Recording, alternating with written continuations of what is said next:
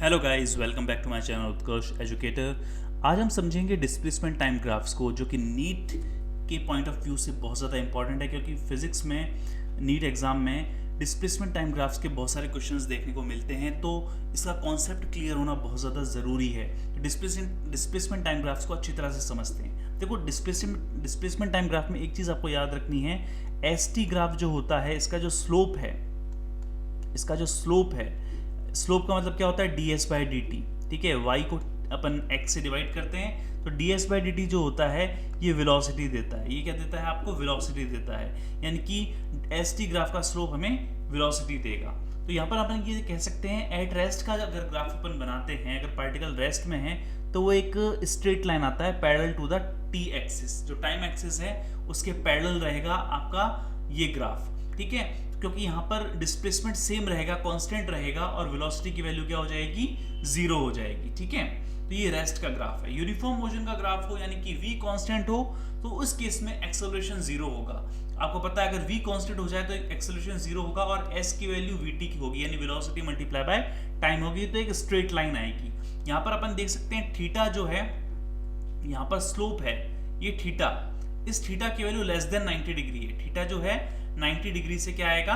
छोटा आएगा, और एकदम स्ट्रेट लाइन होगा। ठीक है, तो यहां पर स्लोप आपका थीटा लेस देन 90 डिग्री होगा, 45 डिग्री के आसपास ये रहेगा। ठीक है, क्योंकि ये यूनिफॉर्म मोशन का ग्राफ है। यूनिफॉर्मली एक्सेलरेटेड मोशन में अगर u जीरो हो तो s भी जीरो होगा, तो ग्राफ यहां से ओरिजिन से स्टार्ट होगा। ठीक है, at time t equals to zero, u equals to zero रहेगा, तो यहाँ ग्राफ ऐसे स्टार्ट होगा, और धीरे धीरे इसकी वेलोसिटी इंक्रीज होगी, तो इसकी डिस्प्लेसमेंट भी इंक्रीज होगा।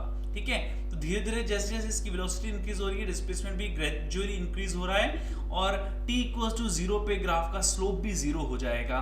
तो s is equals to half at square का ग्राफ है, तो यहाँ s जो है प्रोपोर्शनल है t स्क्वायर के, इसलिए यहाँ पर पैराबोलिक ग्राफ आएगा, जो कि अपवर्ड जाएगा, ऊपर की तरफ जाएगा। ठीक है, यूनिफॉर्मली एक्सेलरेटेड मोशन, अगर ग्राफ आपका u is not equal to zero है, तो ग्रेजुअली इंक्रीज होगा।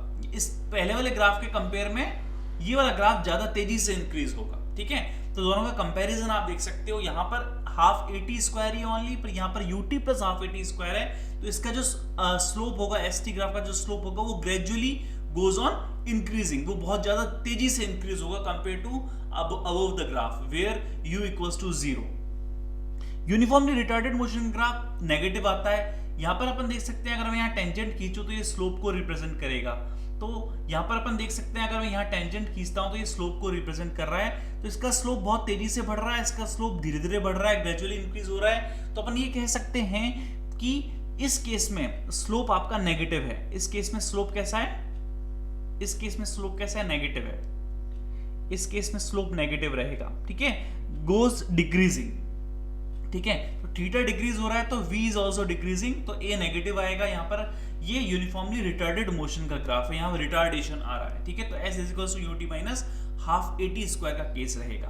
तो ये थे आपके डिस्प्लेसमेंट टाइम ग्राफ्स। तो ग्राफ्स के सभी कॉन्सेप्ट आपके क्लियर होने चाहिए, तभी आप ग्राफ का कोई भी क्वेश्चन सॉल्व कर पाओगे, क्योंकि यहाँ पर थ्योरी क्वेश्चन और न्यूमेरिकल दोनों देखने को मिलते हैं। ठीक है, अगले वीडियो में हम देखेंगे कुछ vt ग्राफ्स के बारे में, वेलोसिटी टाइम ग्राफ्स के बारे में, और फिर हम कुछ क्वेश्चंस करेंगे। थैंक्स फॉर वॉचिंग, सीरीज के साथ बने रहिए एंड कीप प्रैक्टिसिंग।